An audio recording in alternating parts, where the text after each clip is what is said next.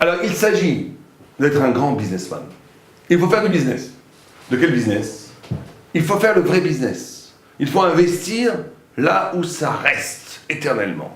En vérité, je vais vous raconter 2 ou 3 histoires de quelqu'un qui s'appelait Echeskel, Rabbi Echeskel, qui était un homme extraordinaire. Mais ce n'était pas un Talmid Chacham ni un très grand rab. Sûrement c'était aussi un Talmid Chacham, mais il n'était pas connu comme Talmid Chacham.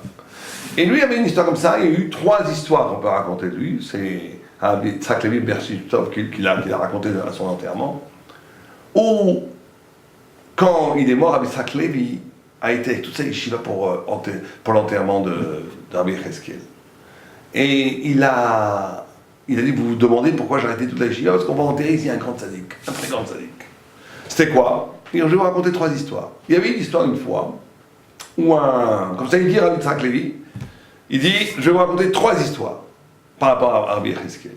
Première histoire, dit-il, une fois il y avait cet homme qui avait un peu d'argent, vient le voir un homme riche et lui dit, je voudrais t'emprunter de l'argent, mais j'ai honte, je n'ai pas de harivim, je n'ai pas de garant. Il dit, mais c'est pas grave, je vais te prêter de l'argent. Et l'autre il est tout super content, il lui prête 500 pièces d'or, zéovim, et il lui dit, comme ça pour rassurer Rabbi Echeskel, qui n'avait pas besoin d'être rassuré d'ailleurs, il lui dit, et Dieu sera mon garant, Hachem sera mon garant. Rabbi Echeskel dit, il y a pas de problème, d'accord. Dans 2 mois, je vous rembourse l'argent. Très bien, si dans 2 mois vous ne remboursez pas l'argent, Dieu me le remboursera. Il n'y a pas de problème. 2 mois passent et ce riche n'amène pas l'argent. 3 mois passent, il n'amène pas l'argent. 4 mois passent, il amène l'argent. Et il vient voir Rabbi Echeskel, il lui dit, voilà, excuse-moi, j'ai un retard, j'ai un empêchement, le business que je devais faire a pris plus de temps que je pensais, mais Baruch Hashem, ça a très bien marché, je vais te ramener l'argent. Et Rabbi Echeskel le regarde, lui dit, mais tu me dois rien. Comment tu me dois rien? Je t'ai pas rendu l'argent. Oui, mais on avait un garant, c'est Dieu. Or, depuis, au bout de 2 mois, bon, Hachem, Dieu m'a envoyé de l'argent et je n'ai plus besoin, tu peux garder ton argent. Et lui dit, mais il n'est pas question. C'est l'argent que tu vas prêter, je veux te le rendre. Et ils discutent, chacun se dispute pour rendre l'argent ou pas prendre l'argent. Il dit, alors, allons voir le Beddin, le tribunal de Rabbi Yitzhak Levi. Et ils y vont. Il entend. Là, il dit, je veux lui donner l'argent. Il dit, je veux pas, j'ai déjà été remboursé par Dieu. Bon, alors Rabbi Yitzhak Levi, il dit, très bien, je vais être possèque. Que cet argent, toi tu veux le donner, toi tu veux pas le prendre, ça va pour la yeshiva de mes étudiants, ceux qui font la yeshiva, ça va faire pour les Limudei Torah. Première histoire. Deuxième histoire, une fois dans une macolette. Quelqu'un perd un gros billet d'argent, de 200 ovim. Et le bal à macolette voit ça, et il ne peut pas résister à la tentation, il prend le billet et le met dans la poche. Et l'homme, il sort, et c'était une fortune. C'est tout son argent pour le mois. Il cherche l'argent, c'est sa paye. Il cherche, il voit qu'il n'a plus d'argent, il cherche à droite à gauche, il commence presque à pleurer. Il rentre dans la monnaie, il lui dit, le bal à ma collègue, il dit, non, j'ai rien vu, il est dans la poche, il l'a volé. Et le Rabbi Echeskel était là. Et il voit ça, et il dit, il sort un billet de 200 zéovim, il lui dit, voilà, j'ai retrouvé ton argent. Ah, le gars, il l'embrasse, il dit, merci, c'était toute ma paye pour le mois. Il l'embrasse. Et il s'en va. Et le bal à Macolette, il voit ça. Le magasinier, l'épicier, il voit ça. Il a une telle honte de lui-même qu'il sort l'argent des 200 qu'il a volé, il le donne à Rabbi Echeskel, il lui dit, prends cet argent et excuse-moi, j'ai vraiment mal agi en ne lui rendant pas l'argent qu'il avait fait tomber par terre. Rabbi Echeskel dit, je ne prendrai pas l'argent. Moi j'ai fait une mitzvah, je garde la mitzvah. Il me dit, ça va, moi je veux faire tchouba, prends l'argent. Il dit, oui, tu veux faire tchouba, c'est ton problème. Moi j'ai acheté une mitzvah, je ne veux pas perdre la mitzvah. Même histoire, ils vont voir Rabbi Yitzhak Levi de Bersissov, et ils lui disent, il regarde, il dit, bon, écoutez, toi tu veux donner l'argent, toi tu veux pas prendre l'argent, donnez-moi pour ma yeshiva. Hop, l'argent il est pour la yeshiva, bon, Hachem. Troisième histoire, c'était un homme qui faisait beaucoup de business, mais qui n'avait pas un sou. Enfin, du business à l'époque, c'était beaucoup voyager, faire pour mobilité de l'import-export de l'époque. Et il dit à sa femme, je dois partir parce qu'on n'a plus un sou. Elle lui dit, très bien mon mari, mais comment est-ce que je vais manger, nourrir les enfants? Il dit, écoute, Rabbi Echeskel, il nous doit de l'argent, il te rendra l'argent. Elle est très tmima, très gentille, elle le croit, elle dit très bien. Et lui, il s'en va 1 mois, 2 mois, 3 mois, 1 an, 2 ans. Et elle, cette femme, elle arrive à la Macolette, bonjour monsieur Rabbi Echeskel, oui, mon mari m'a dit, vous lui devez de l'argent, Yecheskel comprend tout de suite, Rabbi Yecheskel comprend tout de suite qu'il ne doit pas du tout d'argent, mais que cette femme n'a pas de quoi manger, que le mari est parti, et comme il avait honte de dire à sa femme qu'il partait en ne lui laissant pas un sou, qu'il a inventé cette histoire que Rabbi Yecheskel lui devait d'argent, n'importe quel homme, il dit, je vous dois rien, madame. Lui dit, mais bien sûr, tous les jours je vous donnerai 2 zéovim, c'est beaucoup d'argent, tous les jours de quoi vivre impeccable. Bon, 1 an passe, 1 an et demi passe, l'homme revient, bon, prochaine, enrichi avec beaucoup d'argent. Et il voit que la maison va bien, que les enfants ont grandi, qu'ils se portent bien, qu'ils ne sont pas du tout rachitiques, que la femme est toute souriante, qu'elle avait une nouvelle robe, que tout va bien. Il mange, il est très étonné quand même, et il lui dit, il pensait à recevoir une boulée de bois vert, il pensait que la femme allait lui crier dessus.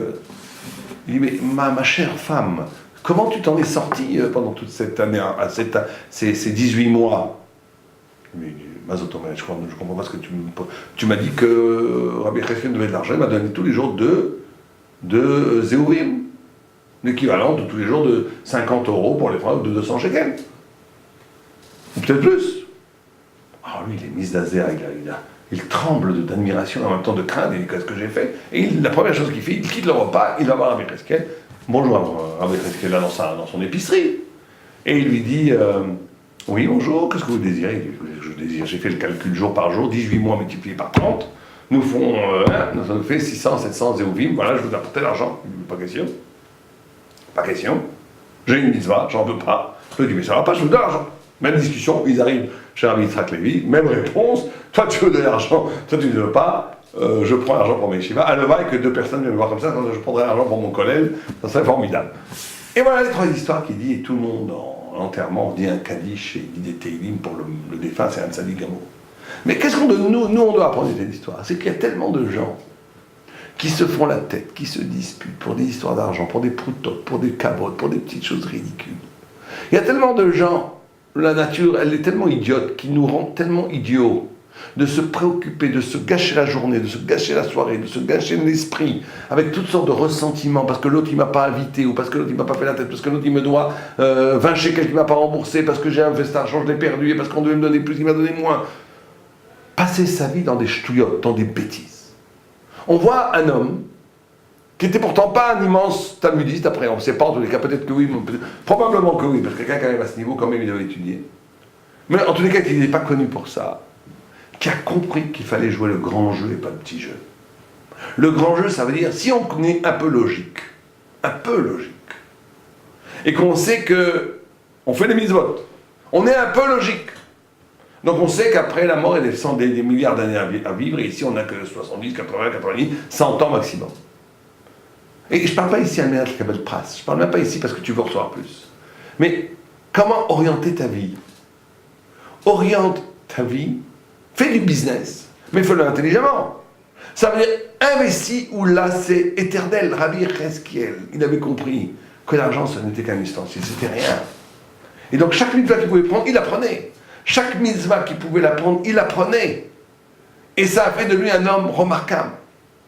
Nous, à notre niveau, on doit absolument être capable de rentrer dans cette logique.